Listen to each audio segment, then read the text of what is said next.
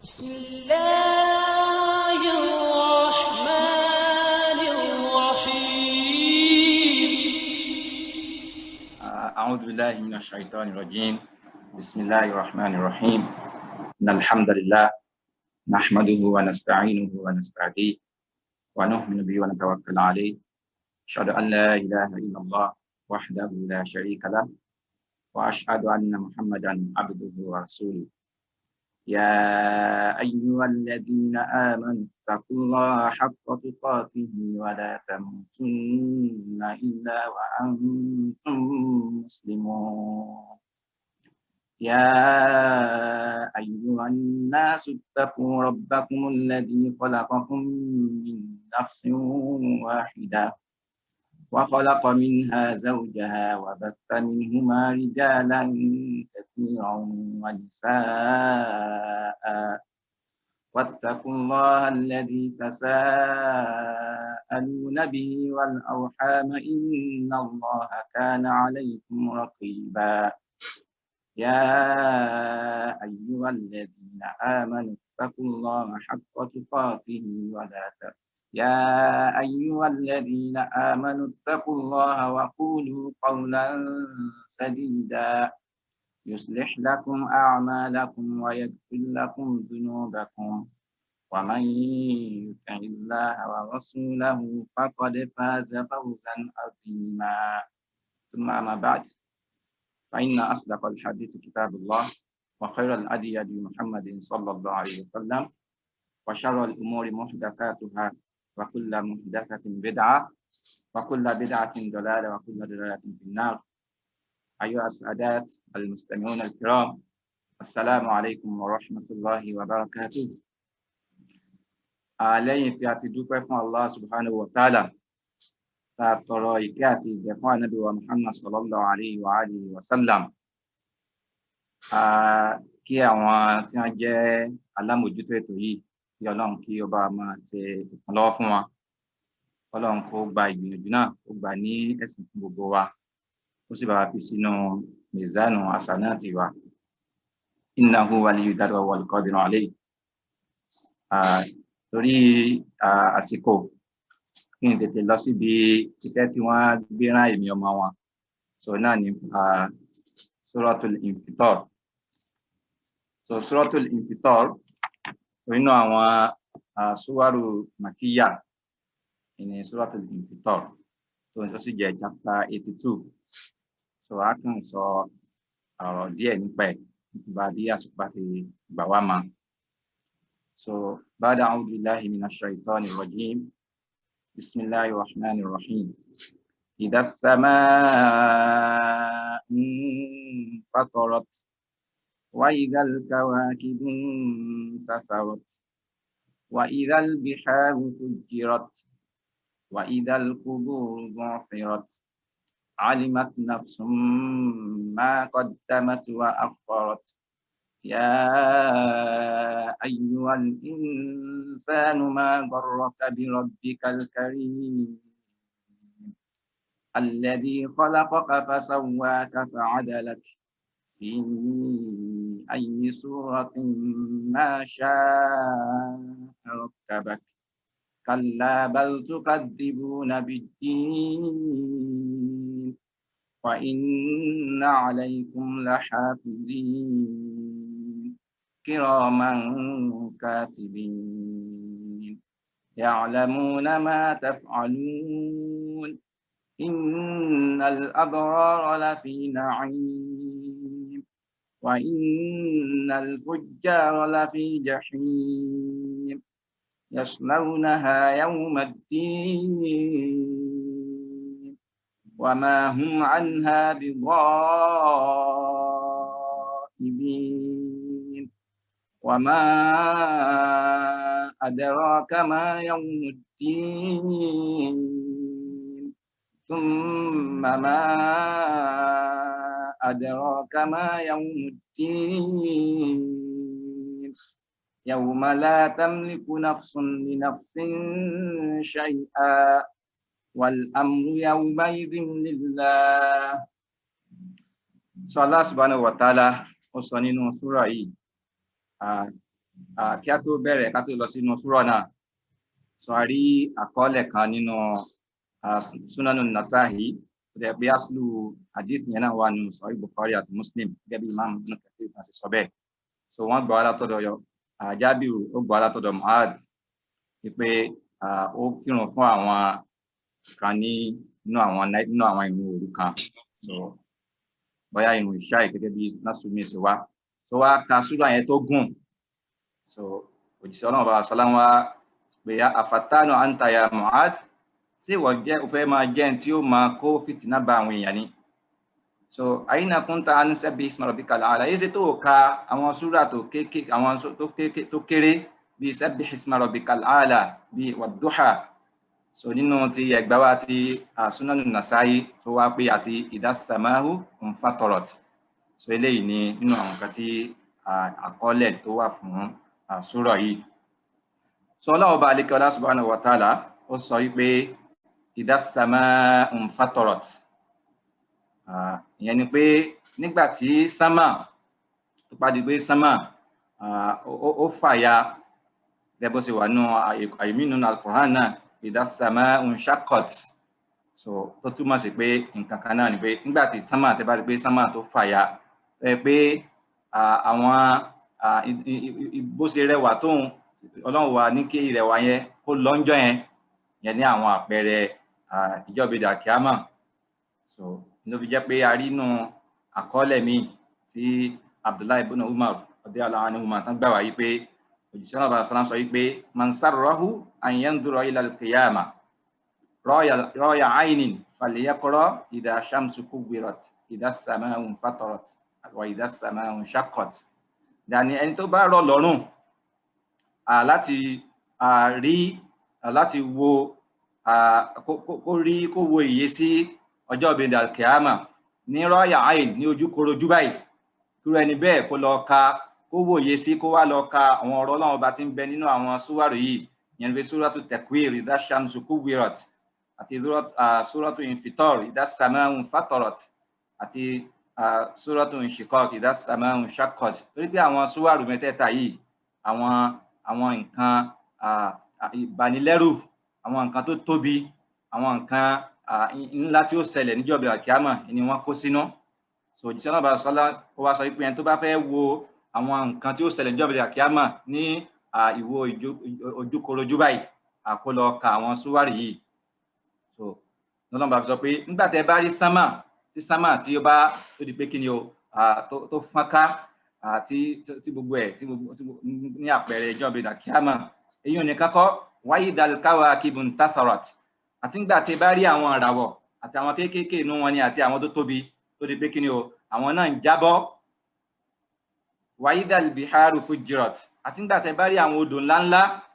àti bá rí gbogbo wọn tí ni o tí wọ́n ń jápọ̀ mọ́ra wọn tó di pé nínú àlàyé mi tí Sheikh Salih Al-Uthaymin tí wọ́n sọ wọ́n ní gbogbo wọn wà di odò ẹyọ kan tí ó bo gbogbo orí ilẹ̀ tí ó bo gbogbo orí ilẹ̀ mọ́lẹ̀ wàyídàl kuburu bu'thirat àti nígbà náà tẹ́ bá rí àwọn sàárè tí wọ́n sin àwọn èèyàn sí táwọn náà kí ni o tẹ́ gbogbo àwọn èèyàn náà wá ń dìde àti ń dìde kó ń bi inú sàárè wọn tẹ́ bá rí gbogbo àwọn ìṣẹ̀lẹ̀ yìí kí ni o ṣẹlẹ̀ alimat nafsun ma qaddamat wa akharat so ìgbà náà ni ọmọnìyàn yóò wá máa gbogbo nǹkan tó ti tì ṣáájú àti tó ṣe ṣáájú ni àti tó ṣe sẹ́yìn ìgbà náà ni yóò wá hàn sí ojú yóò wá já nínú àlàyé tí àwọn àfáà onítafàsírù tí wọ́n tún sọ ó ní pé nígbà tí gbogbo wọn ní gẹ́gẹ́ bí Sheikh Uthaymin ti sọ wọ́n ní nafsun tó wà ń bẹ bó dẹ̀ pé nakra ni pé òmùmù náà ni ó dúró fún o ní pé gbogbo ọmọnìyàn níjọ́ yẹn nígbà tí àwọn eléyìí tí wọ́n bá ti ṣẹlẹ̀ gbogbo àwọn ìṣẹ̀lẹ̀ ńláńlá mẹ́rẹ̀ẹ̀rin tí Ọlọ́run tó kà lẹ́nu súrà yìí tó bá ti ṣẹlẹ̀ ìgbà náà ni alimati nafsun ma qaddamat wa akharat gbogbo ọmọnìyàn wọn wà á máa ní ìmọ̀ ti àmọ̀dájú ma qaddamat wa akharat gbogbo èyí tí wọ́n ti tì ṣáájú bóyá nínú iṣẹ́ dáadáa ni àbí dákejì àti tí wọ́n ti ṣe sẹ́yìn bóyá nínú iṣẹ́ dáadáa ni àbí iṣẹ́ àìdá so ìgbà náà ni kí ni ọmọnìyàn wọn ò rí gbogbo èyí tí wọ́n ti sọ ṣáájú àbáwa kan ṣe tafsiru at-taysir àkọlọ́n kó bá ní rahimahullah wọ́n ní nígbà tí ó bá di pé sámà tí kí ni o infatarat wa intafarat nujumuha tí sámà tó ti fàya sí àwọn ìràwọ̀ ọbẹ̀ náà tó lè pé àwọn náà kí ni àwọn náà ti ń jábọ́ pé jàmọ́ọ̀lù ẹ̀ bó ṣe rẹwà tóun tó ti wá yẹ̀ kó ń bẹ̀ pé gbogbo àwọn odò ńláńlá náà àwọn náà ti wá jálura wọn láti di odò ẹyọ kan tí gbogbo àwọn tí ń bẹnu sàárè náà tí àwọn náà ti ń jáde nínú àwọn òkú tí wọ́n ti wà tó ti tílẹ̀ ti mú tó ti bò mọ́lẹ̀ táwọn náà wá ń jáde tán tún jáde pé àwọn èèyàn kí ni o wà ó ṣírò lil mawqif tọ́lọ́run wá kó gbogbo àwọn èèyàn jọ láti wá dúró níwájú bayna yaday Allahi lil jazaa'i ala al a'mal tí wọ́n wà dúró níwájú ọlọ́run ọba àlékè ọlá láti wá gba ẹ̀san gbogbo iṣẹ́ tí wọ́n ń ṣe kí ni ó ṣẹlẹ̀ fàhínà idin yankashifu al-ghitaa tó gbogbo nǹkan tó bu ọmọnìyàn lójú ńgbà náà tó fi ń ṣe gbogbo tó ń ṣe ohun tí ò fi máa tẹ̀lé àṣẹ ọlọ́run gbọ̀hán ojú yóò wà jáǹgbà náà tó gbogbo àwọn tó bò lójú yóò wà síkú ń bẹ̀ wàyẹ̀zúlù ma kana khafiyya gbogbo nǹkan tó pamọ́ ń jọ́nà tó pamọ́ ń tẹ́lẹ̀ àwọn náà ó di kí ni o yóò wà di nǹkan tó hàn gẹ́gẹ́ bọ́lá ti sọ nínú àyè mi pé yawma tubla as-sarā'ir so gbà yẹn ní kí ni o ta'lamu kullu nafsin ma'a min al-arba' wal-khusran gbogbo ọmọnìyàn kálukú náà wà máa kí ni yóò jẹ́ àtúbọ̀tán tó ń báyìí nínú àwọn èrè ní tí dáadáa ní tàbí òfò kọ́lọ́n kó má pe tiwa lófò so nígbà náà ní kí ni o hunalika ya'addu adh-dhalimu ala yadayhi ìgbà náà tún ní gbogbo àwọn alábòsí gbogbo àwọn tí wọ́n ṣe àìmoore sí ọlọ́run tí wọ́n ṣe kèfèrí sí ọlọ́run ọba àwọn náà kí ni o àwọn náà wà máa jẹ káńjọ́ náà nígbà tí wọ́n bá ti kí ni o tí wọ́n bá ti rí gbogbo àwọn iṣẹ́ wọn tán ti ṣáájú tán rí pé irọ́ lásán ni ó ti di àbá mansura iṣẹ́ tí ò ní àkírímà kankan tí ò ní ipò kankan níwájú ọlọ́run ni ọlọ́run ti da gbogbo iṣẹ́ wọn lù wọ́n láyà tẹ́ pé gbogbo mìzánù iṣẹ́ wọn kò sí nǹkan kan bẹ́ẹ̀ ìgbà náà ọlọ́run tún ní gbogbo àwọn àbòsí tá a ti ṣe wọ́n yẹ máa dá padà níjọ́ náà gbogbo àwọn aburú tá a ti ṣe ọlọ́run gbogbo ẹ̀wà níjọ́ náà táwọn náà rí ṣe pé àwọn náà ti wá mọ ìmọ̀ràn ìdájú pé àtúbọ̀tán àwọn kò mọ̀ dá o ní ìyàtọ̀ ẹgbẹ́ yóò sì máa jọ gbére ni so ìgbà náà tó bá ti wá ṣẹlẹ̀ kí ni o ọlọ́run sọ pé alimat nafsun ma qaddamat wa akharat gbogbo ọmọnìyàn yóò mọ gbogbo tí wọ́n ti ṣáájú nínú sẹ́ẹ̀rì ètí wọ́n ti ṣáájú ni àbí kí ni o àbí ètí wọ́n sì sẹ́yìn tó nígbà tó ọlọ́run ti wá sọ gbélé ìtàn ọlọ́run wá tẹ̀lé yí pé ya ayyuhal insanu ma gharraka bi rabbikal karim ẹ̀yin ọmọnìyàn kí wá ló tàn yín jẹ kí ló jẹ́ tẹ́ ẹ gba ìtànjẹ kí ló tàn yín jẹ tẹ́ ẹ fi tẹ̀lé àṣẹ ọlọ́run ọba yín ọba ọlọ́rọ̀ ọba alápọ̀nlé afáwa Ibn Kathir rahimahullah wọ́n ní ọ̀rọ̀ tí ọlọ́run bá sọ yìí wọ́n ní ìdẹ́rùbà ni o kì í ṣe pé bóyá báwọn kan rò pé bóyá àbọ́lọ́run fún wọn ní pé àǹfààní pé láti fún wọn láti bá wọn dáhùn ní pé rárá o pé ìdẹ́rùbà ni pé lẹ́yìn gbogbo oore tá a ti ṣe fún yín lẹ́yìn gbogbo àwọn ìkìlọ̀ tó ti ṣáájú yìí kí wá ló tún wá jẹ́ tẹ́ kí ló tún wá tàn yín jẹ kí ló kó ìtànjẹ bá yín ẹ bá nàbí sọ̀rọ̀ sọ̀lá nínú hadith kan sọ Bukhari pé ọlọ́wọ́ bó máa lo alábòsílá àtà ìdá akhadahu lam yuflitu pé ìgbà tí ọlọ́wọ́ bó fi wá gbámú tí ò ní bọ́mọ láíláí tó kí ní gbogbo lẹ́yìn gbogbo àwọn ìkìlọ̀ tó ti lọ yìí wa ma kunna mu'adhibina hatta nab'atha rasula ọlọ́run ti gbé gbogbo àwọn òjíṣẹ́ dìde tó ti rán wọn pẹ̀lú àwọn nǹkan àrísàmì kí wá ló tún wá kí ló tàn mí ènìyàn jẹ kí ló tàn jẹ àti òfin lè tẹ̀lé àṣẹ ọlọ́run ọba pẹ̀lú ọlọ́run ọba al-Karim tó pera ẹ̀ ní ọba al-Karim ọba alápọ̀nlé tó kí ló tàn ọmọnìyàn jẹ tí òfin tẹ̀lé àṣẹ ọlọ́run ọba tí òfin ṣe nǹkan tí ọlọ́run ọba tó rán so nínú àwọn àkọọ́lẹ̀ kan tààrí wọ́n ní Ibn Umar àti Umar gangan náà fúnra rẹ̀ gẹ́gẹ́ bí Ibn Abi Hatim ṣe gbà wá so wọ́n rí àkọọ́lẹ̀ bẹ́ẹ̀ náà lọ́dọ̀ Ibn Abbas radiyallahu anhu warda so wọ́n ní wọ́n sọ wípé gọ́rùrahù jahlu àìmọ̀kan ọmọnìyàn iná ló kó ìtànjẹ bá ní òfin máa pé kí ni ó yẹ kún ní òfin tẹ̀lé àṣẹ ọlọ́run ọba àbúrò pé ọlọ́run bó tún lọ́ra jù bá ń lọ sọlọ́run bá sì fún lọ ó ti fún ní ìlọ́ra tó pọ̀ so títí ọlọ́run bá fi wá gbámú so wọ́n ní àìmọ̀kan rẹ̀ ní kí ni ó ló kó ìtànjẹ bá sọlọ́run bá wá ń bá ọ̀rọ̀ lọ yí pé Ọlọ́run bá tá ń sọ yìí náà ni alladhi khalaqaka fasawwaka fa'adalak. Ọlọ́run bá tí à ń sọ yìí ni ọba tó yẹ pé ó dá ẹnìkọ̀ọ̀kan wa, ọba tó dá ọmọnìyàn tó gba ìtànjẹ yìí. Kì í ṣe pé ó dá nìkan fasawwaka fa'adalak, tó wá dá ẹ̀dá ọmọnìyàn ó ṣe ní kíni o, ó ṣe ní déédéé. Lẹ́yìn pé Ọlọ́run bá dá wa tó ní ẹ̀dá tó pé lọ́lọ́run bá dá ẹnìkọ̀ọ̀kan wa. Lẹ́yìn pé Ọlọ́run fi ojú síbi tó yẹ tó yẹ ojú, ó fi ọwọ́ síbi tó yẹ ọwọ́, ó fi gbogbo àwọn oríkèé síbi tó yẹ oríkèé kọ̀ọ̀kan. Sọ Ọlọ́run báyìí náà ní kíni o, fi ayyi suratin ma sha'a rakkabak. Tẹ́ pé èyíkéyìí àwòrán tó bá wu Ọlọ́run bá ló fi gbé ẹ̀dá ẹnìkọ̀ọ̀kan ló fi tó jọ. So àárín ẹlòmíì tó yẹ pé Ọlọ́run bá ó dá lẹ́nu tó ga, àárín ẹlòmíì tó pé nídàkejì ni, ẹlòmíì sì nìyí àárín ni ó wà, àárín méjèèjì, kò ní ga kò ní kúrú pọ̀. Láàrin tó pupa, àárín tó dúdú, àárín tó wà láàrin méjèèjì, Ọlọ́run dá wa lóníranran bẹ́ẹ̀ ní àwọn oríṣiríṣi ẹ̀dá. So nínú ọlá Ọlọ́run bá náà ni pé kò dá ọmọnìyàn ní ẹ̀dá bó ṣe dá àwọn bí àwọn ẹranko. Ọlọ́run dá ọmọnìyàn ní kíni o, fasawwaka fa'adalak. So Ọlọ́run pé ọmọnìyàn ní ìpè ẹ̀dá ọmọnìyàn, Ọlọ́run dá ní ìpè tó pé. So Ọlọ́run bá sí kíni o, Ọlọ́run bá yìí ni kí wá ló tàn ọmọnìyàn jẹ, kí ló jẹ́ tó ọmọnìyàn gba ìtànjẹ lẹ́yìn pẹ̀lú gbogbo àwọn oore tí Ọlọ́run bá tí ó ti ṣe yìí, tó ti ṣe fún ọmọnìyàn. A rí pé gbogbo àwọn ikhtilafu suwar gẹ́gẹ́ bí àfáwà Sahibu Adwa'ul Bayan Imam Shinkiti bí wọ́n ṣe sọ, wọ́n ní gbogbo àwọn bí Ọlọ́run bá ṣe dá wa lóníranran yẹn, innama huwa min ayatillah. Eléyìí nínú àwọn nǹkan àrísàmì ńláńlá Ọlọ́run ọba ní. Ẹ̀rí pé ikú tó fi dé bí ohun tá ń sọ, ohun wa Ọlọ́run dá tó yàtọ̀ síra wọn. Ẹbí tí lágbájá ń gbá lọ́sọ̀rọ̀ bá Idris ní sọ̀rọ̀ yìí, àwọn Sheikh Ibrahim ló ń sọ̀rọ̀ yìí. So Ọlọ́run ti dá gbogbo ẹnìkọ̀ọ̀kan wa pẹ̀lú àwọn ohun. Bẹ́ẹ̀ náà ni àwọn faces wa náà, àwọn ojú wa tàbí àwọn ìṣẹ̀dá wa. Ibùn lákọ̀yìn sẹ́wọ̀n pé Sheikh ànílọ yìí, àwọn prof wa ìnílọ yìí. So pẹ̀lú àwọn ẹ̀dá tó Ọlọ́run ti kíni o, tó ti dá ẹnìkọ̀ọ̀kan wa.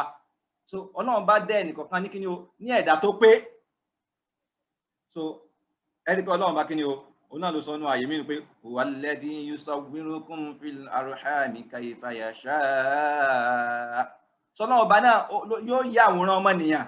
nígbà tá a ti wà nínú arham, nínú ipò dúkìá àwọn màmá wa, àwọn ìyá wa. Ọlọ́run bá ní kẹ́ gbogbo wọn, àwọn tó ti lọ́nu wọn kọ́lọ́run kó bá ní gbàgbọ́ wọn, àwọn tó sì wà láyé kọ́lọ́run bẹ́ẹ̀ kí wọ́n pẹ́ fún wa. Sọ́nà ọba ti yá àwòrán ọmọnìyàn ní oníranran, ipò náà ni al-khaliqul bari'ul musawwir.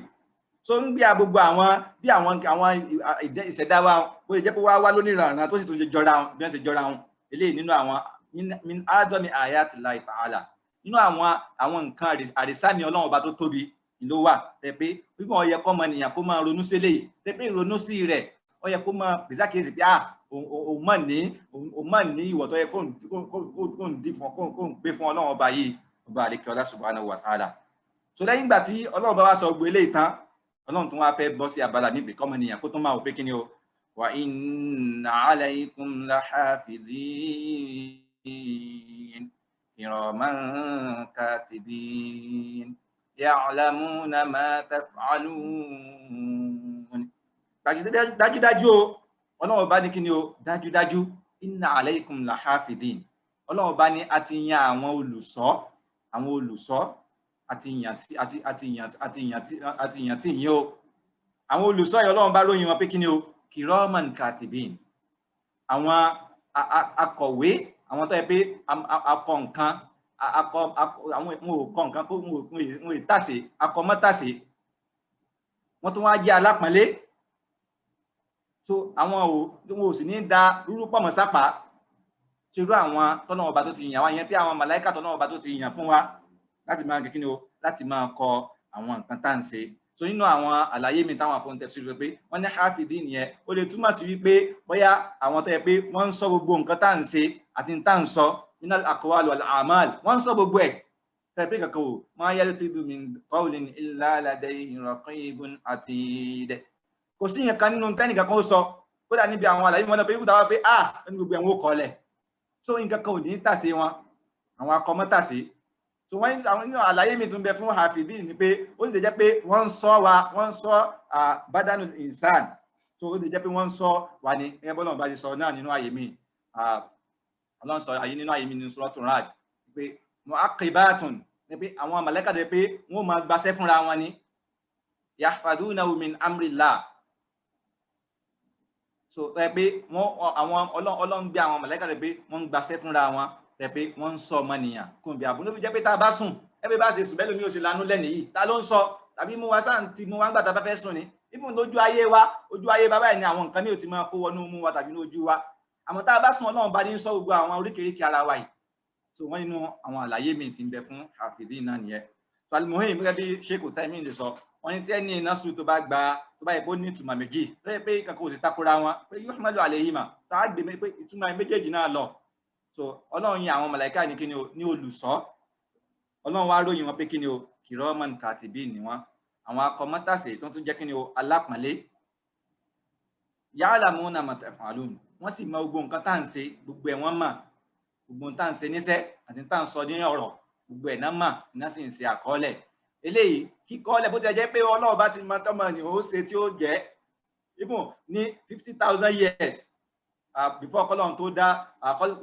qabla khalqi samawati wal ardi bó ṣe wà nínú hadith so súnmọ́ bẹ́ẹ̀ náà ọlọ́run tún wá yan àwọn màláíkà láti máa kọ gbogbo àwọn nǹkan tá à ń sọ àtàwọn nǹkan tá à ń ṣe kọ́lọ́run bó jẹ́ bẹ́ẹ̀ kó bá ṣe kí ni o kó lè gbé al-iqamatul hujja kó lè bá ní àwíjàre lórí wa pé yà tó wọ́n náà rí tó ṣe gẹ́gẹ́ bọ́lá bá ṣe sọ náà nínú àyè míì ni pé wa kulla insanin alzamnahu ta'irahu fi 'unuqihi wa nukhriju lahu yawmal qiyamati kitaban yalqahu manshura iqra kitabaka kafa bi nafsika al-yawma 'alayka hasiba so ọlọ́run pé gbogbo ọmọnìyàn gbogbo àwọn nǹkan tó ti kọ́lẹ̀ ń pa wa nípa nǹkan tá a ṣe àbí nǹkan tá a sọ so wọ́n wà fún kálukú ní ti àṣẹ rẹ̀ báyìí so àtàwọn nǹkan míì tó ọlọ́run bá sọ títà ìmọ̀ nígbà wa láti máa lọ lórí ẹ̀ so ìdájọ́ ìfàyàn bẹ́ẹ̀ ni pé kí ni o àwọn màláíkà tí ọlọ́run bá ti yàn sí wa yìí tó yàn tí wa ní olùṣọ́ yìí táǹkọ gbogbo tá à ń ṣe tá à ń sọ yìí gbogbo nǹkan tá à ń ṣe iná ní kí ni o ìní wọn mọ̀ kò sí kankan tí kí ni o tó pamọ́ fún wa tàfàwà sọ ibo Adwaul Bayan Imam Shinqiti wọ́n nínú ẹ̀kọ́ tá a rí kọ́nu àyà yìí ni pé gbogbo àwọn tán bá jẹ́ wulatul umur tán bá jẹ́ àwọn aláṣẹ tán pé wọ́n máa ń yànyàn pé lágbájá ìwọ ọmọ yàn sípò yìí pé nínú nǹkan tí ẹgbẹ́ nígbà tó lọ́wọ́ bá fẹ́ yàn àwọn màláíkà àwọn tí wọ́n tójú ẹ̀ tán kájú òṣùwọ̀n ìlọ́lọ́wọ́ bá yàn tó bẹ́ẹ̀ náà ló fi jẹ́ ẹ̀kọ́ tá a rí fẹ́ẹ́ rí kọ́ńbíọ̀n ni pé téèyàn bá fẹ́ yan ẹnìkan sípò ẹni tó bá kójú òṣùwọ̀n àìyàn pé lágbájá torí pé ó jẹ́ àìbí mi àbò jẹ́ nìkan so agbọ́rọ̀ yẹn ẹ tó ní tó tẹ́ pé nígbà tí wọ́n fẹ́ ròyìn ànábì wa Nabiyullahi Musa inna man istajarta al-qawiyyul amin so ó ní agbára yẹn kó lè ṣe iṣẹ́ tán fẹ́ tí wọ́n gbé fún ó lè ṣe bákan náà amin ẹni tó ṣe fọkàn tán ni so irú àwọn ìròyìn tá a gbọ́dọ̀ mọ rí lára tí ẹ̀ ń fi kí ni o ẹni tá a bá fẹ́ máa gbé iṣẹ́ fún nìyí so eléyìí nínú àwọn ẹ̀kọ́ àbáwọn ẹ̀kọ́ táwọn àfáà àti kíni o wọ́n fàyọ nínú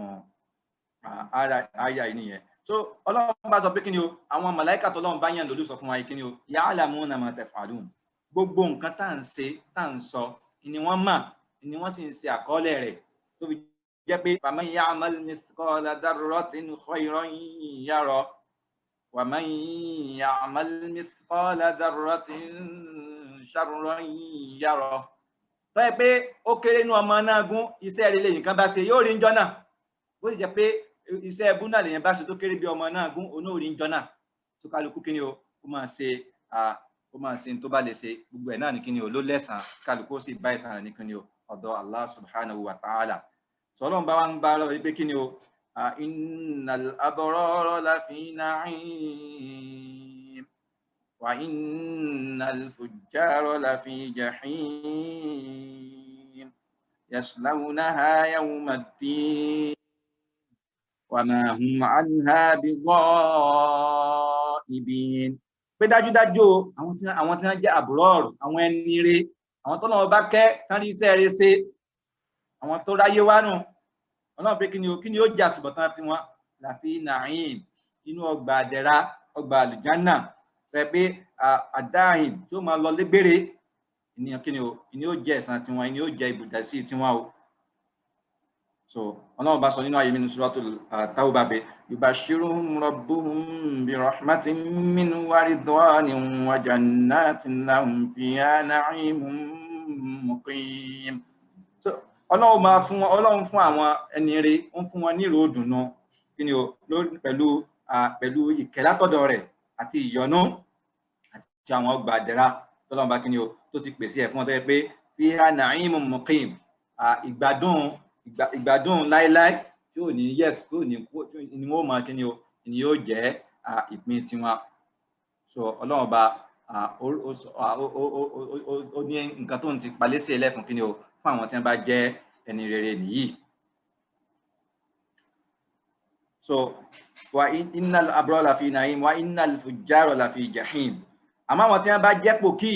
tí wọ́n pé kíni o àwọn wọ́n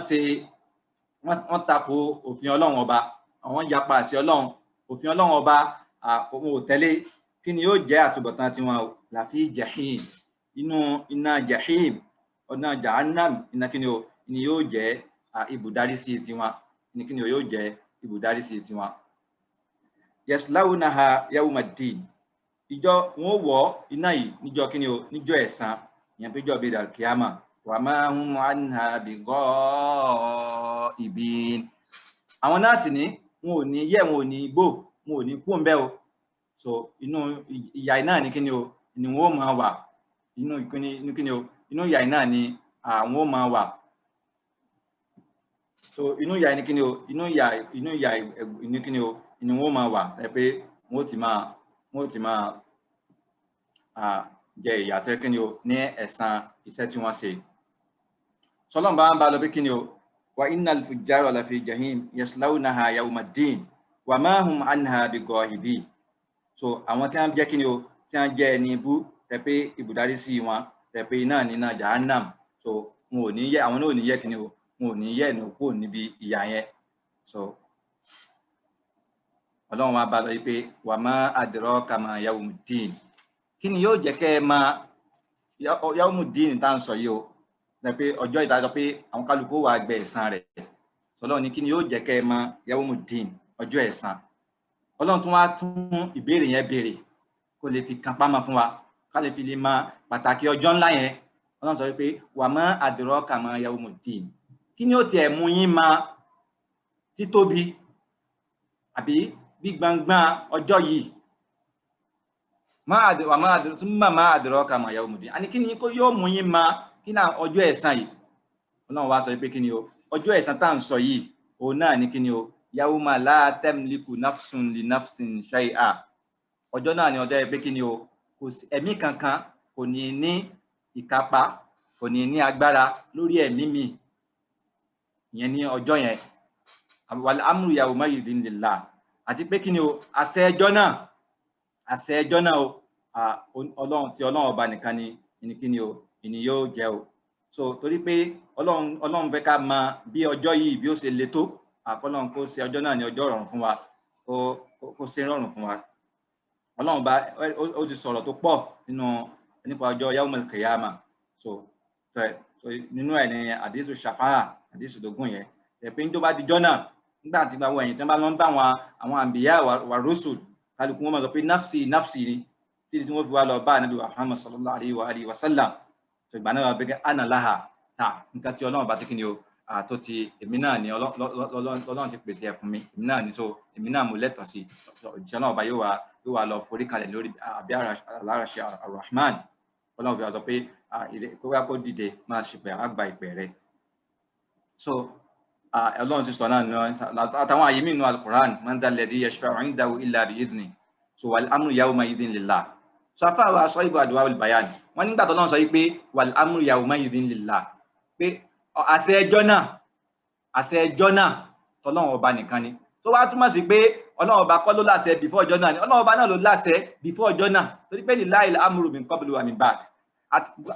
àti lahul khalqu wal amru, ká ṣe ẹ̀dá ọmọnìyàn àbí ká ṣe ẹ̀dá gbogbo nǹkan Ọlọ́run ọba nìkan ni. So náà ló sì ní àṣẹ, àti ká dẹ̀dá ni àti ká pàṣẹ ni tọ́lọ́run ọba nìkan ni. So kul innal amra kullahu lillah, gbogbo àṣẹ tí Ọlọ́run ọba náà ni o. Laisa laka minal amri shay, àtàwọn bẹ́ẹ̀ bẹ́ẹ̀ lọ àwọn àyà mi. Bó bó tiẹ̀ jẹ́ wípé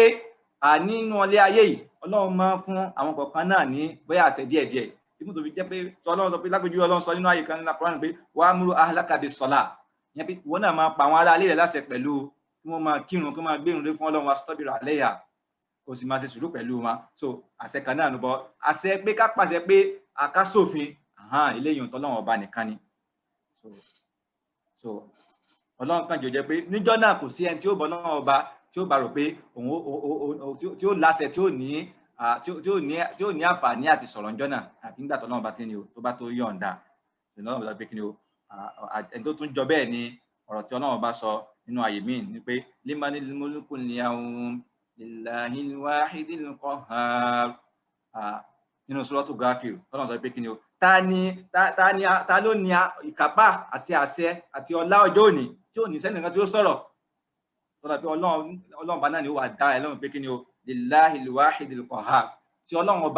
ọba nìkan ló láṣẹ, ọba kí ni o ọba ọ̀kan ṣoṣo, ọba kàyàkàyà, ọba tó gbọngbọ́n.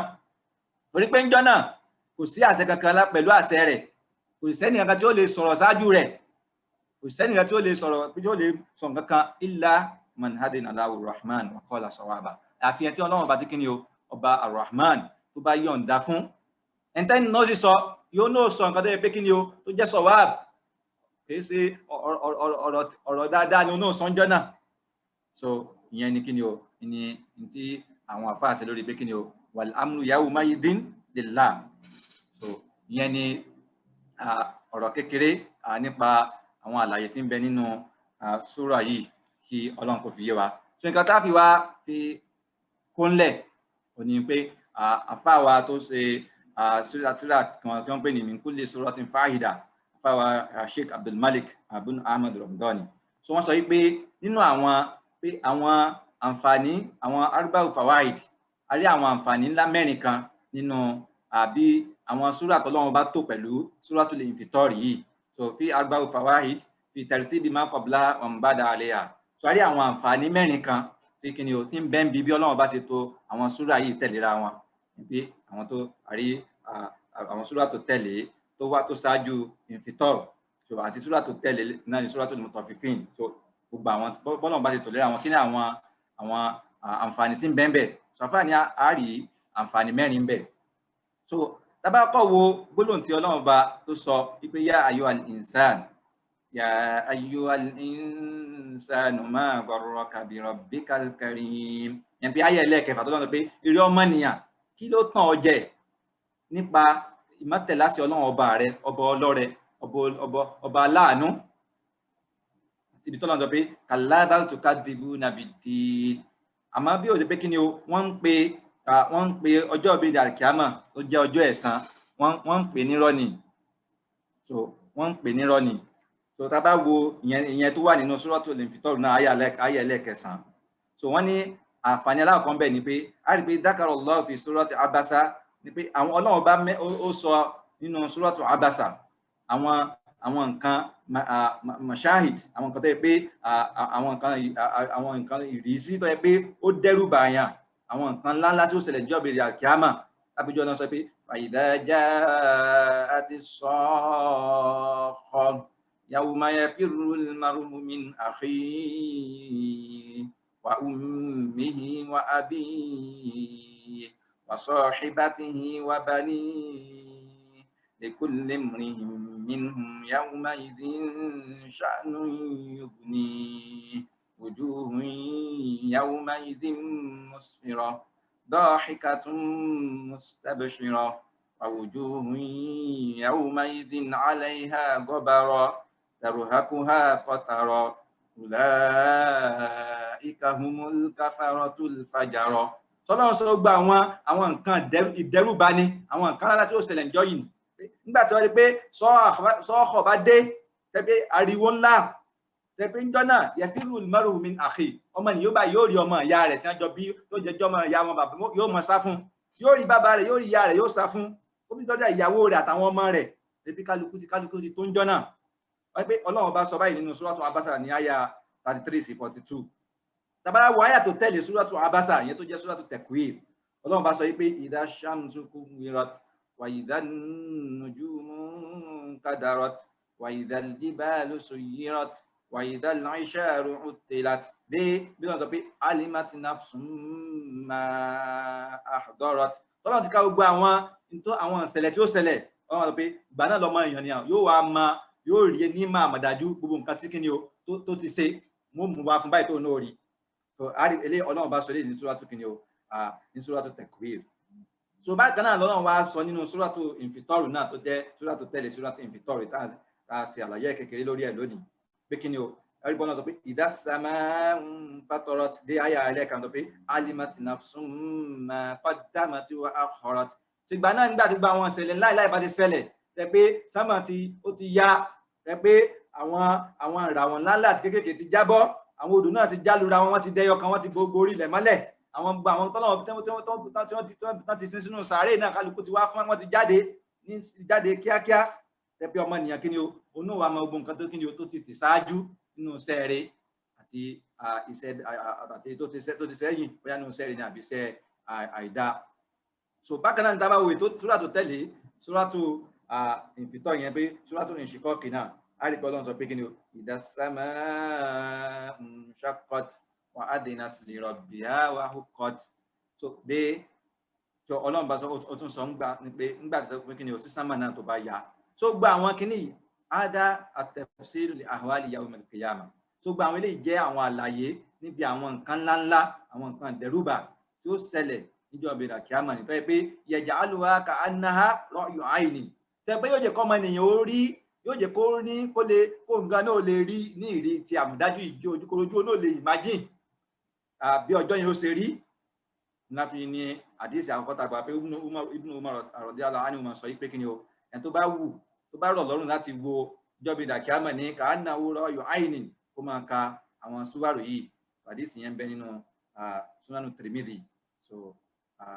Imam Dhahabi náà sọ pé sahih ni Imam Albani náà sọ pé kí ni o sahih ni hadith yẹn. Ilé ní àǹfààní alákọ̀ọ́kọ́ tó yẹ ni pé kí ni o Ọlọ́run bá tò àwọn súwárò mẹ́rẹ̀ẹ̀rin ó tó wọn tẹ̀léra wọn láti ṣe kí ni o láti fi jẹ́ pé láti wá sí àwọn àlàyé àwọn nǹkan ńláńlá àwọn nǹkan dẹ̀rúbà tó kí ni o tí ó ṣẹlẹ̀ níjọ́ ìlà kíámà. So tá bá tún wá wo àǹfààní ẹlẹ́ẹ̀kejì ni fa'in qulta ma wajhu tartibu suratil mutaffifin aqiba suratil Infitọ́r pé kí wá ní kí gangan ni ojú pọ̀nà tàbí kí la lè rí mú níbi pé suratul mutaffifin ló tẹ̀lé suratul Infitọ́r. So àfáà ní la'alla sababahu anna Allah ajmala fil Infitọ́r hala ma yaktubu al-hafidun ala al-insan pé bóyá n tó ṣeéṣe ni pé nǹkan tọ́lọ́run bá ṣe tó ṣe ní mujmal nínú suratul Infitọ́r nípa pé kí làwọn àwọn kiraman katibin kí ni wọ́n ń kọ ọ̀rẹ́kọ̀ Ọlọ́run bó ṣàlàyé ẹ̀ nínú suratul Infitọ́r àmọ́ náà bá wá ṣàlàyé ẹ̀ nínú suratul al-Mutaffifin gẹ́gẹ́ bí wọ́n ti ṣàlàyé ẹ̀ fún wa lánàá. So tọ́lọ́run bá sọ nípa kí ni o nípa àwọn inna kitabal fujjari lafi sijjin wa ma adraka ma sijjin kitabun marqum yashhadul muqarrabun bẹ́ẹ̀ náà ni ti àwọn kitabu àwọn wa inna kitabal abrari lafi illiyin wa ma adraka ma illiyun. So Ọlọ́run nǹkan tí Ọlọ́run bá ṣe ní mujmal nínú suratul Infitọ́r Ọlọ́run bá wá lọ sí àlàyé ẹ̀ kíkọ́jú ká mọ kí ni àwọn tí wọ́n jẹ́ àwọn kiraman katibin kí ni wọ́n ń kọ kí sì ni yóò jẹ́ ibùdarí sí àwọn tán kọ̀ọ̀kan pa wọn. So àlàyé ẹ̀ ní kí ni o Ọlọ́run bá sọ nínú suratul Mutaffifin ní pé ó sọ kí ni o hala ma yaktubu al-hafidun wa huwa kitabun marqum torí pé náà ni kitabun marqum bẹ́ẹ̀ pé maktubu fi a'malul ibad tó gba àwọn iṣẹ́ tí ọmọnìyàn kọ̀ọ̀kan ṣe wọ́n ti kọ́ síbẹ̀. So yóò yíra fi illiyin aw fi sijjin pẹ̀lú àwọn míì inú illiyin inú àwọn àyè ńláńlá àwọn àyè tó ga inú ọgbà aljanna ní tàwọn tó bá jẹ́ kí ni o àwọn àbúrọ̀rù wà ó jẹ́ pé àwọn tó jẹ́ pòkì àwọn olùsí Ọlọ́run àwọn ẹ̀san tí wọ́n ibùdarí tí wọ́n sijjin ní ẹni pé inú àwọn àyè tó asfal àmì pé àwọn ilẹ̀ tó ibi tó ga tó lọlẹ̀ jù láyé tó lọlẹ̀ jù nílẹ̀ tó lọlẹ̀ jù ṣe ibẹ̀ ní kí ni o àyè ó jẹ́ ibùdarí sí etí wọn. So léyìí ní kí ni o àǹfààní ẹlẹ́ẹ̀kejì. Àǹfààní ẹlẹ́ẹ̀kẹta tí a fẹ́ sọ fún wa ni pé wa minal fawaidil azima fi tartibi suwaril arba tí ń bẹ́ẹ̀ bí àwọn ètò àwọn súrà mẹ́rẹ̀ẹ̀rin tẹ̀léra wọn ìyẹn ni pé abasa Takwir Infitọ́r àti Mutaffifin ni pé a rí pé suratu abasa lam tazid ala ardi ba'da awal yawmil akhir ohun díẹ̀ ló mú wá nínú àwọn nǹkan ìṣẹ̀lẹ̀ ńláńlá tí ó ṣẹlẹ̀ níjọ́ ìgbéra kíámà. So bẹ́ẹ̀ náà ni kò wá sọ fún wa kí ni àwọn okùnfà tẹ́ pé yóò jẹ́ kí ọmọ ènìyàn kó là tí ó la ọmọ ènìyàn kún bí àwọn nǹkan ìṣẹ̀lẹ̀ ńláńlá yìí, àwọn àdánwò àwọn tí ó ṣẹlẹ̀ ńlá yìí. Ọlọ́run wá ṣe àlàyé àwọn nǹkan tí ó la ọmọ ènìyàn. Ọlọ́run ṣe níbi kíni o, níbi súrà tó tẹ̀lé Ọlọ́run bá fi wá lọ sọ níbi kíni o, súratu Takwir. So Ọlọ́run ṣe àlàyé ẹ̀ fún wa níbẹ̀. So bàfi súratu Takwir, níbi súratu Takwir ní tiẹ̀ ajmalallahu asbaba najat. Ọlọ́run tún ṣe àwọn okùnfà najat tí ó kàn ṣe ní mujmal, ó ṣe níbi pé jọ sábàbù kẹyọkan náà ni. Òun náà sì kíni o, al-istiqama ala sirat, ká dúró ṣinṣin, ká dúró déédéé lórí ojú ọ̀nà tí Ọlọ́run bá tó ti lálẹ̀ fún wa, as-siratul mustaqim.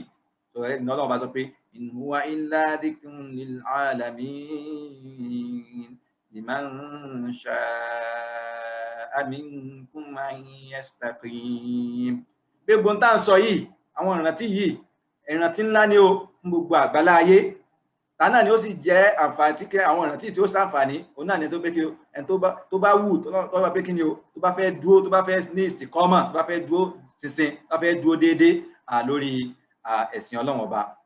So nígbà wá di bí suratul infitar, Ọlọ́run wá ṣe kí ni o, bayyana Allah anna awwala qadihin fil istiqama huwa shirku billah. Ọlọ́run wá ń ṣe àlàyé nínú suratul infitar ìta àti àlàyé kékeré nípa ẹ̀ lónìí pé kí ni o, kí ni àkọ́kọ́ nǹkan tó yẹ pé yóò wo istiqama yẹn, tó yẹ pé yóò dànù, yóò ti ṣubú. Òun náà ni kí ni o, ashirku billah, ká dẹ̀rọ̀gún pọ̀ mọ́ Ọlọ́run ní gbogbo ọ̀nà, oríṣiríṣi ọ̀nà shirik, àní shiriku khafi, àní shiriku akbar, àní shiriku asgar. So gbogbo àwọn shiriku akbar náà tún pín oríṣiríṣi, shiriku fi tọ́ra, shiriku fi ibada, fi mahabba, fi du'a. So gbogbo àwọn shiriku yìí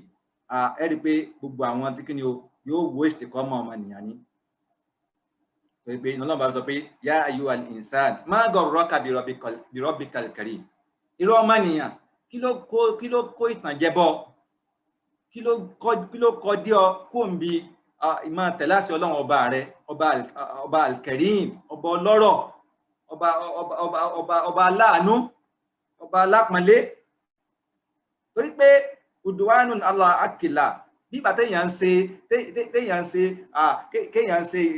ìkọjá ààyè mọ́tòmọ́tò lórí ìwọ Ọlọ́run ọba, ní kéèyàn ṣe shirik. Nígbà tó yẹ pé a kú Ọlọ́run níbi kéèyàn ṣe ìfúrọ́dù bil ìbáàdà, abọ́rọ̀ ṣe ìfúrọ́dù Ọlọ́run ọba, ìyẹn ni pé ká mú Ọlọ́run ọba lọ́kan pẹ̀lú ìbáàdà ni. Ìyẹn pé so eléyìí nǹkan tó Ọlọ́run ọba fẹ́ látọ̀dọ̀ ọmọnìyàn nìyí. So kọ́mọnìyàn kó wá gba ìtànjẹ, kó má tẹ̀lé nípa pé kí ni o, ó ti ṣe ṣíríkù pẹ̀lú Ọlọ́run ọba. So àlàyé eléyìí ní kí ni o, Ọlọ́run ọba ṣe nínú suratul infitar. So bákan náà nínú suratul mutaffifin, so Ọlọ́run bá ṣe kí ni ó sọ kí ni nǹkan tí Ọlọ́run wá ń ṣe, torí pé àmì ìṣíríkù tá a sọ yìí, eléyìí haqqullah ni, ìyẹn ìwọ Ọlọ́run ọba ni alal ibad, lórí gbogbo àwọn ẹ̀dá rẹ̀. Ọlọ́run wá tún wá ṣe kí ni nǹkan kejì tó yẹ pé yóò wo istiqama ọmọnìyàn. Òun náà ni kí ni Ọlọ́run wá ṣàlàyé kí ni ẹ̀kọ́ àmì haqqul ibada àmì àárín kí ni àwọn ìwọ tá a jẹra wa. Ọlọ́run fi wá sọ tatfif, torí pé ọmọnìyàn ìtọ́mọnìyàn ò lè gbà lọ́mọnìyàn máa ń ṣe. Ọlọ́run fi wá sọ pé waylun lil mutaffifin alladhina idha iktalu ala nnasi yastawfun wa idha kaluhum aw wazanuhum yukhsirun. Àwọn tó yẹ pé ńgbà táwọn bá fẹ́ gba nǹkan, tó bá fẹ́ gba nǹkan tí wọn ó gbà pé ní wọn ò ní gbà kan dín fáwọn. Àwọn táwọn bá fẹ́ dá padà fáwọn míì, àwọn ó máa dínkù. Ọlọ́run gbé àkíyèsí wá sí pé kí ni o, bá a ṣe ní ìwọ̀ tó yẹ pé a gbọ́dọ̀ pè fún Allah subhanahu wa ta'ala, iná láti jẹra wa náà ní ìwọ̀. So gba àwọn tí ó wo istiqama wa nìyí, sọ àlàyé eléyìí ní Ọlọ́run sọ nínú àwọn súrà méjèèjì yìí. So wàhùmà aslan, so ìyẹn ni pé méjèèjì tá a sọ yìí nípa pé kí ni o, ṣíríkù billah àti pé yóò wo istiqama, àti pé yóò ojúṣe wa sí Ọlọ́run ọba tí ó wò fún wa, àti ojúṣe wa fún ọmọnìyàn nípa pé kí ni o, ntẹ́yìn ò bá lè, ìdíwọ́ náà ò bá lè gbà mọ́ sí fẹ́ lómi. So eléyìí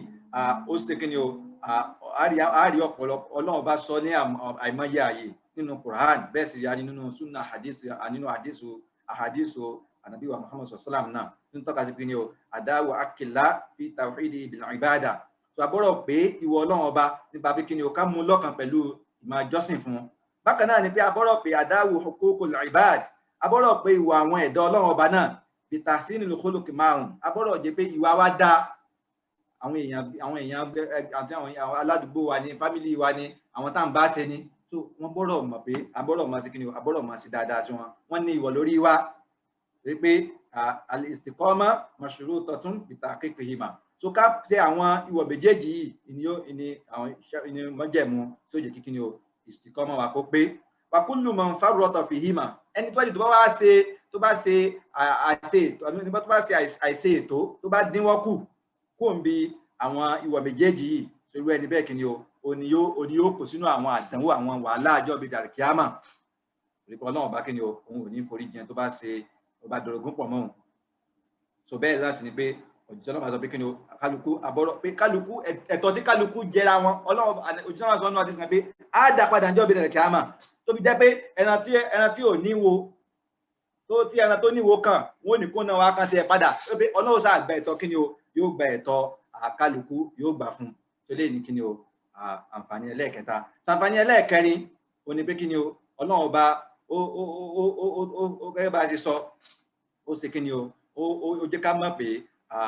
àwọn súrà méjèèjì yìí ó sọ àwọn ìròyìn táyẹ pé yóò jẹ́ kí yóò mú èèyàn kó ń bi kó ń bi àbúrò náà ní pé kí ni o kó jẹ́ ẹni tó jẹ́ ṣírík kó jẹ́ mushrik so ẹni tó bá ṣe ṣíríkù pẹ̀lú ọlọ́run ọba ó ti kúrò ní kí ni o nínú zumratul abrar ìyẹn ni pé inú àwọn àjọ àwọn ẹni rere bákan náà ni ẹ tó wáyé pé kí ni o nínú nǹkan kejì Ọlọ́run bá tún sọ nínú súrà ta ṣe àlàyé kékeré ń pa ẹ̀ lónìí ní kí ni o at-takdhibu bi yawmiddin ìyẹn ni pé kéèyàn pé ìjọ́ ìbéèdì ẹ̀san ìjọ́ ìbéèdì àkíyàmọ̀ kéèyàn pè nírọ́ pé nígbà téèyàn bá tó sọ lẹ́nu èèyàn tó pè nírọ́ nígbà téèyàn ò bá ṣiṣẹ́ tọ́ àwọn ẹnìkan wá bá nàbí òjíṣẹ́ Ọlọ́run sọ́lá pé mọ́tà sáà igbó ni ẹjọ́ ìbéèdì àkíyàmọ̀ ń bọ̀ kí ànábì sọ fún pé kí ló ti pèsè lẹ̀ kí ló sì pèsè lẹ̀ fún jọ́bìdà kí á mọ̀ tó ń béèrè so nípa ìmọ̀ pèsè lẹ̀ fún náà nígbà pé èèyàn pè kí ni èèyàn ń pè rọ́ ni so kásì so wasababu dhalika anna al-istiqamata tartakizu ala asli al-iman billah wal yawmil akhir torí pé ìmọ̀ istiqama inú tó yẹ pé téèyàn ò fi rí ìyànjú téèyàn ò fi rí achieve ọ̀nà pé kí ni o kí ìmánì wa ní Ọlọ́run ọba àtijọ́ bẹ̀rẹ̀ àkíámà kó dé kí ni o kó dúró ṣinṣin torí pé ẹ̀tọ́ yẹ pé faman qawiya tawhiduhu ẹ̀tọ́ yẹ pé tàwíìdù rẹ̀ ìmọ̀ Ọlọ́run ọlọ́ba lẹ́kan rẹ̀ tó bá dúró dáadáa tó dúró tọ́ tó lágbára wa sadaqa fil yawmil akhir yaqinuhu tó yẹ pé àmọ̀dájú rẹ̀ ń pa ọjọ́ bẹ̀rẹ̀ àkíámà náà àmọ̀dájú tó yanrantí ni tó jódodo ni irú ẹni bẹ́ẹ̀ iṣẹ́ rẹ̀ yóò dá o torí pé láfi rí nínú ọ̀pọ̀lọpọ̀ ahadith Ànábì sallam tí ń sọ ń bá pé kí ni o ẹni tó bá ìmọ̀ ṣiṣẹ́ rẹ̀ tó tahudu ala al-amali salih yóò máa ṣe pípa lójú kòkòrò pé kí ni o ká kún fún sẹ́ẹ̀rẹ̀ ká sì jìnnà sí kí ni o al-amali talih àwọn sẹ́ẹ̀bù so a rí ọ̀pọ̀lọpọ̀ àdéhìsì pé kí ni o tó ti sọ náà tó sọ bẹ́ẹ̀ tó sọ pé kí ni àpèjúwe ni ọ̀rọ̀ tí òjíṣẹ́ náà tó sọ wípé man kana yu'minu billahi wal yawmil akhir falyaqul khayran aw liyasmut ẹni tó bá gbọ́ Ọlọ́run ọba gbọ́ tó sì mọ̀ pé wọn ó pàdé Ọlọ́run ọba níjọ́ ìbẹ̀rẹ̀ kíámà kí ló ẹni bẹ́ẹ̀ kí ni o ó yá máa sọ dáadáa lẹ́nu o tí ó bá wá tàbí kí ni o tàbí kó dákẹ́ sọ àlàyé kékeré tí ń bẹ lórí torí pé ẹ rí pé kí ni Ọlọ́run bá ti sọ fún àwọn màláíkà tó ti yàn fún wa táwọn bí wọ́n sọ ogun tá à ń ṣe so níta bá fẹ́ ṣe èyí ò jẹ́ kí ni o kó jẹ́ nǹkan tí ó jẹ́ nǹkan dáadáa ni o tí ìwà lè rí dáadáa sọ kí ni o àkóyá kí ni o ó yà gbẹnu dákẹ́ ni o ó gbẹnu ẹ̀ dákẹ́ nínú nǹkan tí ìkànnì àwọn àfáwà tán ti fi ṣe wá láǹfààní ó ní ọ̀rọ̀ tí Imam Shafi'i sọ pé kí ni o wọ́n ní Imam Shafi'i sọ pé kí ni o idha arada ahadukum al-kalam tí ẹnì kọ̀ọ̀kan ní tó bá fẹ́ sọ̀rọ̀ fa alayhi an yufakkira fi kalami wọ́n ní kó yà kọ́kọ́ ronú kó náà kọ́kọ́ ronú sí tó fẹ́ sọ náà fàyìn da'aratil maslaha táyẹ̀ pé inú ọ̀rọ̀ tó fẹ́ sọ maslaha wà ń bẹ àtúnṣe ni dáadáa ni takalam ó yà ìgbà náà ni kó tó sọ̀rọ̀ kó máa tó sọ tó bá fẹ́ sọ wàyìn ṣáka àmọ́ tó bá ní yé méjì pé tí maslaha wà ń bí kíní ìsá tí àtúnṣe wà ń bí tí mo fẹ́ sọ ìsá kí ni wọ́n ní kó ṣe o wọ́n ní lam yatakalam ó yà mọ́ sọ ni o tó yẹ kó náà doubt pé maslaha ń bẹ bí inú tó ń fẹ́ sọ pé kí ni Imam Shafi'i ní kí ni o ó yà mọ́ sọ hatta tadharul maslaha tí ó fi hàn sí pé kí ni ya àǹfààní wà níbi tí mo fẹ́ sọ torí pé wa inna lil kalami shuruta torí pé ọ̀rọ̀ táàrí yẹn ó ní àwọn shurut ó ní àwọn májẹ̀mú tẹ́ pé man ta'addaha zalla ẹni tó bá lè lọ tó bá kọjá ààyè kó bí àwọn ṣùrútù rẹ̀ irú ẹni bẹ́ẹ̀ ẹsẹ̀ rẹ̀ ó yẹ o yóò kọjá la o kí ni àwọn ṣùrútù mẹ́rẹ̀ẹ̀rin náà ni pé kí ni o àyà àkọ́kọ́ ni pé an yakuna lid-da'in yad'u ilayhi imma jalbu naf'in aw daf'i dararin kó jẹ́ pé nǹkan kan ló pèpè lọ síbi ọ̀rọ̀ yẹn nǹkan kan ló pèpè lọ sí kí ni o lọ síbi ọ̀rọ̀ yẹn lápèjúwe bóyá ó fẹ́ nǹkan tó fẹ́ sọ yóò mú àǹfààní kan wá ni tàbí nǹkan tó fẹ́ sọ yẹn yóò dáàbò bo yóò prevent ìnira kan so mọ́ jẹ̀mọ́ láwọ̀kọ́ nù ó yẹ pé kí ni o nǹkan kan kó ló pè àyíká sọ̀rọ̀ ẹbí ayé tá a wà ní ìsìn ayé ti dájú lórí social media àtẹni tó mọ tí ó sọ àtẹni tó ọ̀rọ̀ tó ní láàkà àtọ̀rọ̀ tí ó ní láàkà kálukú ń sọ lórí social media ní ìsìn àtẹni tó yẹ pé kèsè alùkàlám tẹ́ pé òun kèsè kò lẹ́tọ̀ọ́ sọ̀rọ̀ tó kálukú náà ti wá di kí ni o ń sọ̀rọ̀ lónìí so wọ́n ní Imam Shafi sọ pé kí ni o máa jẹ́ mọ̀lá àkọ́ni pé kí ni o kọjá pé nǹkan ló pèpè lọ síbi ọ̀rọ̀ yẹn tẹ́ pé ọ̀rọ̀ yẹn ló kí ni o yóò sì mú àǹfààní kan wá ni àbí yóò dáàbò bo yóò prevent àwọn ìnira kan tàbí aburú kan ìyẹn ni máa jẹ́ mọ̀lá àkọ́kọ́ so máa jẹ́ mọ̀lá ẹ̀kejì ni kí ni o à ń yà àti yahoo fi mawdi'i nǹkan tó tún wá fẹ́ sọ yẹn kó wá sọ láàyè rẹ̀ a fẹ́ sọ̀rọ̀ lọ́n fáwọn èèyàn àwa ní lọ lápèjúwe nísìn àwọn kan bóyá lápèjúwe wọn mú tíbi kan wá ní wá gbé ìgbà wá sí tiẹ̀ wá ní ilé ọtí ló ti lọ sí àwọn tó fẹ́ lọ sí wáàsí fún wọn ní ilé ọtí wọn ní àbáwọn tó gbébọn lọ́wọ́ òní fẹ́ lọ sí wáàsí fún àbí tá ti gbébọn lọ́wọ́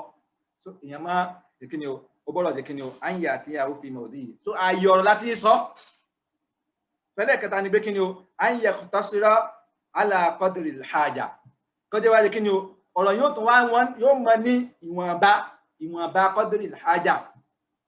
torí pé ìkanú àwọn sálà wọ́n sọ wípé tọ́rọ̀ bá tó ti gùn jù náà ṣàìtọ́nù náà tún ti nípìn bẹ́ẹ̀ so ọ̀rọ̀ tó bá ti pin tọ́rọ̀ bá ti ń gùn jù ṣàìtọ́nù náà yóò tún ti nípìn bẹ́ẹ̀ yóò ti gbà mọ́ yóò ti bà níyàn dáadáa yẹn jẹ́ so kí ni o pé mọ́jẹ̀mọ́ lákẹta nìyẹn pé kí ni o an yaqtasira ala qadri al-haja so ẹlẹ́ẹ̀kẹrin ni pé kí ni o an yakuna fasihan mu'addaba lẹ́bí nǹkan tá a tún wá fẹ́ sọ yẹn kó tún wá jẹ́ kó jẹ́ pẹ̀lú al-kalamul fasih yẹn bí ọ̀rọ̀ tó clear tó clean tó sì jẹ́ pé pẹ̀lú ẹ̀kọ́ láti gbé kalẹ̀ so eléyìí ni àwọn májẹ̀mú tí ń bẹ fún ọ̀rọ̀ a sì rí ẹ̀kọ́ yìí a rí kọ́ púpọ̀ tó dá àwọn salaf sọ́ọ̀lì so etí ìtàlẹ̀ tẹ́wọ́ pé èèyàn lè rántí kíákíá ní ìsinmi ìṣẹ̀lẹ̀ kan tó ṣẹlẹ̀ tẹ́wọ́ pé ń bẹnu Sahih Bukhari nínú Kitabul Magazi wọ́n ní ìkànnù àwọn Ibn Umar sọ pé nígbà tó di pé Muawiya radiyallahu ta'ala wa arda ó sọ pé wọ́n ló pe ìpèpè kan jọ kan nígbà tó wá pèpè tó wá sọ pé ok ta ni pé ó pèpè pé ta ló fẹ́ bá wa du ọ̀rọ̀ yìí ta ló fẹ́ bá wa du àlámọ̀rí Islam yìí nígbà tí Muawiya pé kí ni o ó ti bọ́ sí olójẹbi olórí àwọn mùsùlùmí gbà náà tó wá pé ta ni pé ta ló fẹ́ bá wa du ipò yìí pé kí ni ẹ̀kú ẹni bẹ́ẹ̀ kó yọjú sẹ́nìkan wá bí Umaru léèrè pé Ibn Umar radiyallahu anhu wípé kílẹ̀ tí ó dá Muawiya lóhun so Ibn Umar sọ wípé níjọ́ náà pé fàmọ́mtò an akul pé òun gbèrò kó ń sọ fún yí pé àwọn tó yẹ pé àwọn àákùbí àdàlà amúr mọ̀nkọ́ tálákà wà bá kálà Islam àwọn tó lẹ́tọ̀ sí wọ́n yẹ pé àwọn tó lẹ́tọ̀ sí ipò yìí tí wọ́n ń sọ yìí ó lóun gbèrò kó ń sọ òun ó wú òun kó ń sọ ọjọ́ náà pé àwọn tó lẹ́tọ̀ sí ipò yìí ju ọ lọ ìní àwọn tó fi kí ni o àwọn tó tẹ pé wọ́n bá ọjà àdúrà àtàwọn bàbá rẹ̀ ẹgbẹ́ ìṣòfin àmì tó bá ìjà lórí Islam tó fi nǹkan tó di báyìí náà di mùsùlùmí ọ̀pọ̀ position Muawiya àjọ náà ni pé ò ní ìmọ̀ ò sì ní ìwòye but position Umar àjọ náà Ibn Umar radiyallahu anhu ni pé kí ni o ní àwọn tó yẹ pé àwọn tó kọ́ gba ṣáájú ẹ̀ ní Islam àwọn náà ní ẹ̀tọ́ sí kìíní àmọ́ àwọn òwò aṣọ́njọ́ náà kí ni òye kó ń sọ ni pé òun wò pé ọ̀rọ̀ tó ń bá sọ́njọ́ náà àwọn kankan tó yẹ pé kí ni o wọ́n yẹ pé àwọn èèyàn ọ̀kọ́ ni pé ohun òfẹ́ kọ́ jẹ́ pé kí yọ pé yóò wà di sí bí kí ni o yóò di pé àwọn yóò máa tẹ̀jẹ̀ ara wọn lẹ̀ àbáwọn èèyàn ó sí ohun gbọ́ so eléyìí ni ẹ̀kọ́ kékeré kan tó yẹ pé kí ni o èèyàn lè rí kọ́ so kéde gbogbo àyíká sọ̀rọ̀ ní gbogbo ìgbà sọ̀rọ̀ yẹn bá fẹ́ sọ̀rọ̀ yóò jẹ́ pé kí ni o ó nídìí ó ní àǹfààní pé èèyàn fẹ́ pass across àbí ó ní evil kan téèyàn fẹ́ prevent téèyàn ó bá sí sọ náà òun náà tún lẹ́kọ̀ọ́ yóò jẹ́ pé kí ni o á sọ láàyè ibi téèyàn ó ti sọ ni ibi tó ti sàǹfààní èyí ó sì jẹ́ kí ni o ala qadri al-haja so ní ọ̀wọ̀ wọn bá tí kí ni o tí ó fi sàǹfààní yẹn táǹfààní yẹn ti kí ni o tí ó fi ṣe àǹfààní fáwọn èèyàn so àti pé ẹlẹ́kẹ̀ẹ́ wá ní pé kí ni o èyí ó wà jẹ́ kó kọ́lẹ̀ yẹ kó clean tí yóò sì sọ pẹ̀lú kí ni o pẹ̀lú ẹ̀kọ́ so eléyìí ni àwọn àǹfààní tí àfáà sọ nínú súrà yìí so abẹ́ ọlọ́run ọba àlekè ọlá àkí ọlọ́run kí ó fi ọ̀rọ̀ rẹ̀ kó fi yé wa ó sì wá ní minal ladhina yastami'una al-qawla fayattabi'una ahsana so ọwọ́ eléyìí ni a lè sọ pé taṣọ tó jẹ́ sọ wá bùn bẹ́ẹ̀ àkí ọlọ́run kí ọ̀dọ̀ ọlọ́run ló ti wá àkí ọlọ́run kí kó gbà lẹ́sìn fún wa ètò tó jẹ́ bí àṣìṣọ tàbí àṣìgbọ́n bẹ́ẹ̀ ọlọ́run kó ṣe àmójúkú ẹ̀ fún wa innahu waliyyu dhalika wal qadiru alayhi subhanaka allahumma wa bihamdik ashhadu an la ilaha illa anta astaghfiruka wa atubu ilayk wassalamu alaykum wa rahmatullahi wa barakatuh.